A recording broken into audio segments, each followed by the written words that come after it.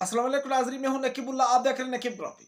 नाजरीन, आज के इस व्लॉग में बहुत बड़े डेवलपमेंट्स हैं जो कि आपके सामने रखने हैं।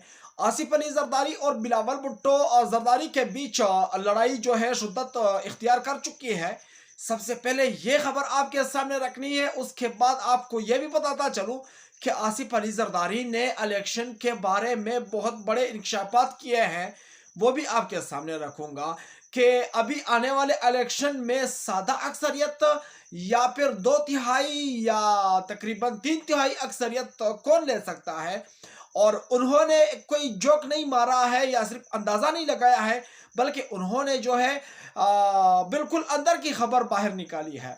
उसके बाद आप लोगों को यह भी बताता चलूं कि इलेक्शन कमीशन ने एक बहुत बड़ा फैसला जारी कर दिया है पीटीआई की इंतखाबी निशान के बारे में। वो भी आपके सामने रखने हैं। उससे पहले अगर आप लोगों ने अभी तक हमारा चैनल सब्सक्राइब नहीं किया है तो सब्सक्राइब कर दो और बेल आइकन को भी दबा दो ताकि मेरे हर आने वाली वीडियो सबसे पहले आप तक पहुंचती रहे।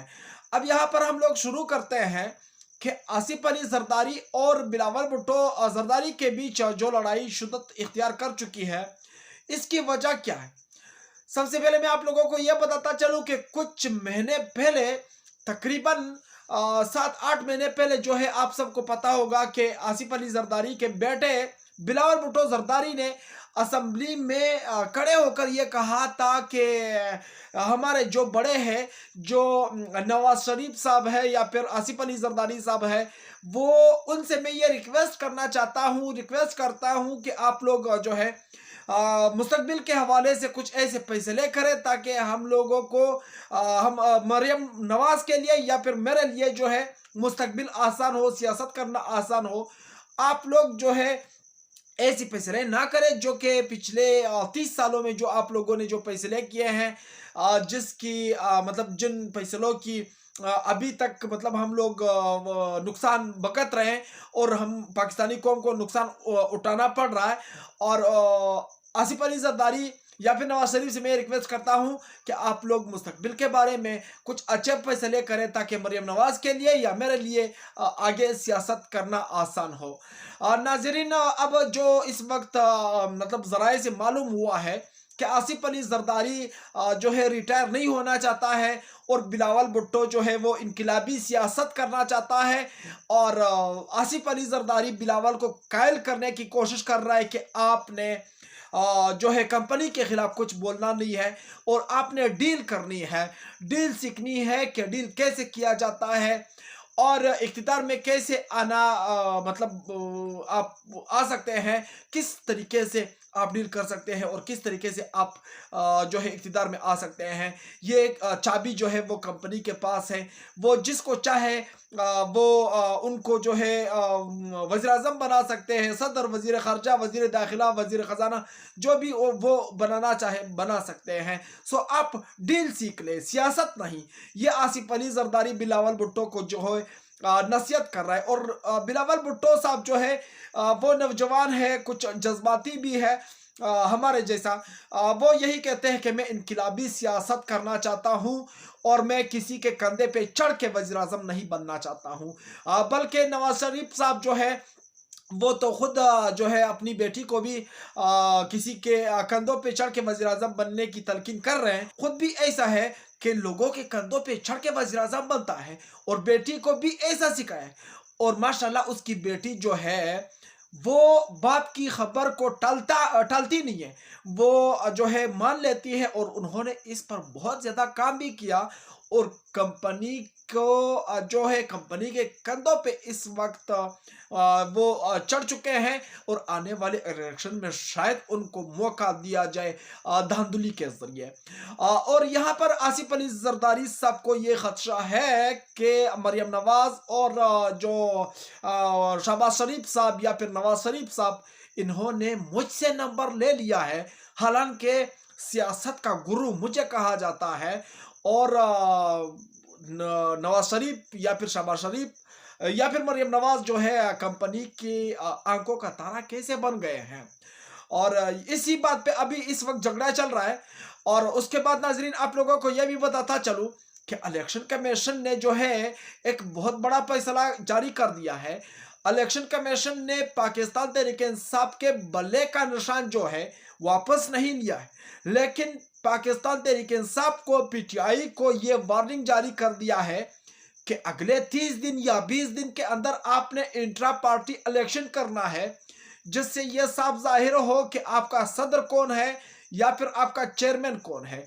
और ये दुगलापन है इलेक्शन कमीशन का, क्योंकि ये जो पीटीआई को नोटिस जारी कर दिया है और 30 दिन मुकर्रर कर दिए है कि इस 30 दिन के अंदर जो है आपने इलेक्शन करना है अपने पार्टी के बीच, ताकि पता चल सके कि अब आपके पास जो है सदर कौन है या फिर चेयरमैन कौन है या फिर जनरल सेक्रेटरी, मतलब आपने पूरी काबीना को तश्कील देना है अपनी पार्टी में।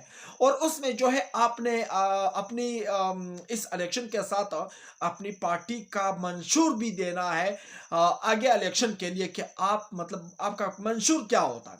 और उसके बाद जो है ये इलेक्शन कमीशन का फर्ज बनता है कि ये, मतलब हर पार्टी के लिए जो पाकिस्तान में 30 से 35 सियासी पार्टीज हैं, इनके लिए ये नोटिस सबके लिए जारी करे कि आप जो है ऐसे, मतलब इलेक्शन करें अपनी पार्टी में और अपना सदर और अपना चेयरमैन और अपना मंशूर बताइए।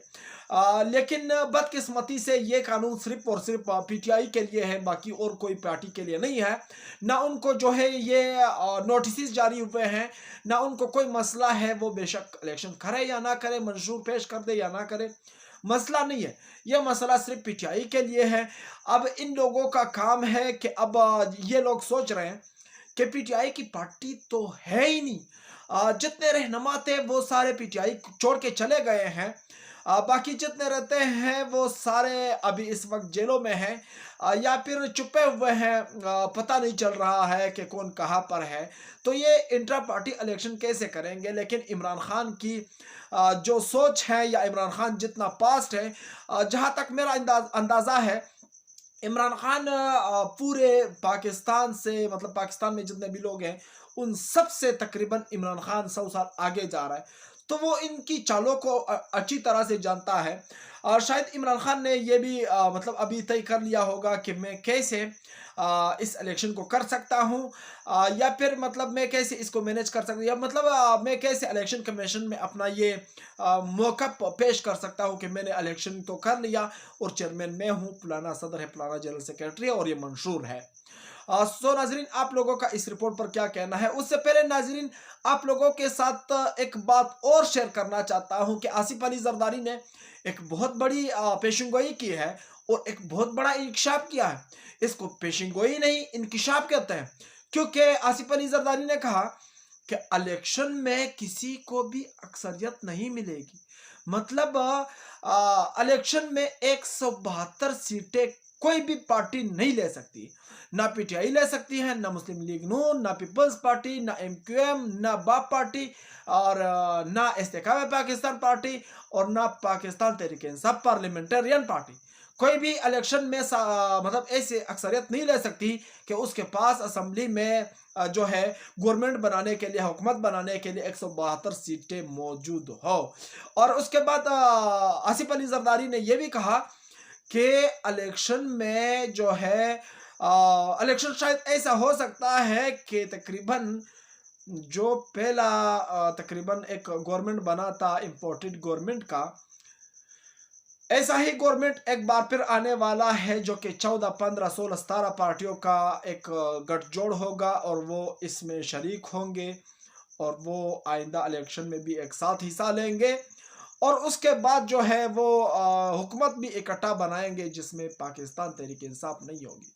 और ये जो है आसिफ अली जरदारी ने अपनी पेट से ये बात नहीं निकाली है, ना उन्होंने तजिया किया है, ना उन्होंने मतलब पेशेंगोई की है, बल्कि ये उन्होंने कंपनी की अंदर की खबर बाहर लेके आई है। ये अंदर की खबर है, ये कोई झूठ नहीं है। इसको आपने सीरियस लेना है, इसको सीरियस लेके आपने क्या करना है। अब आप पूछ रहे होंगे कि इसको सीरियस लेके हम क्या करें, तो आपने यही करना है कि आप पीटीआई के लिए कम से कम बयानिया तो मतलब आप पीटीआई का घर घर पहुंचा सकते हो, अपने किली में, अपने गाँव में, हर जगह पर, अपने मोहल्ले में जहाँ पर भी आपकी बस चले तो आप पीटीआई के लिए कम से कम आवाज़ उठाएं।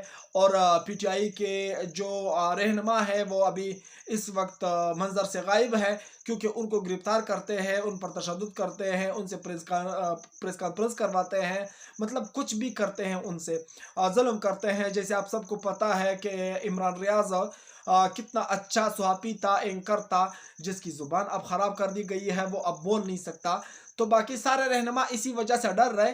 तो हम सब ने इंशाल्लाह कोशिश करना है कि पीटीआई को जितवाने की कोशिश करेंगे।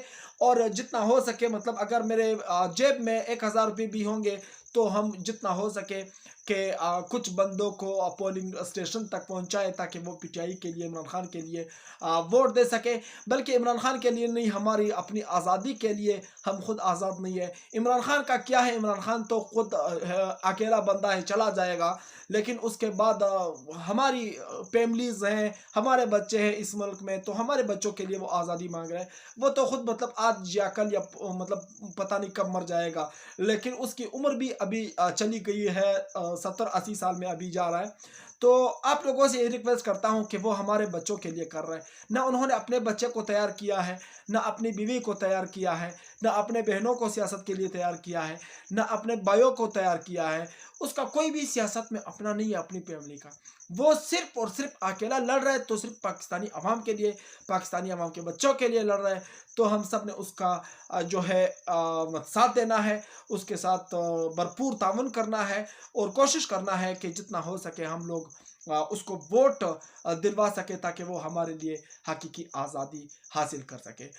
नाजरीन, अगर आप लोगों को ये वाला रिपोर्ट पसंद आया हो तो वीडियो को लाइक करो और चैनल को भी सब्सक्राइब कर दो, ताकि मेरे हर आने वाली वीडियो सबसे पहले आप तक पहुंचती रहे। मैं चलता हूँ, इंशाल्लाह नेक्स्ट व्लॉग में मिलूंगा, अगर ज़िंदगी रही। अल्लाह हाफिज़।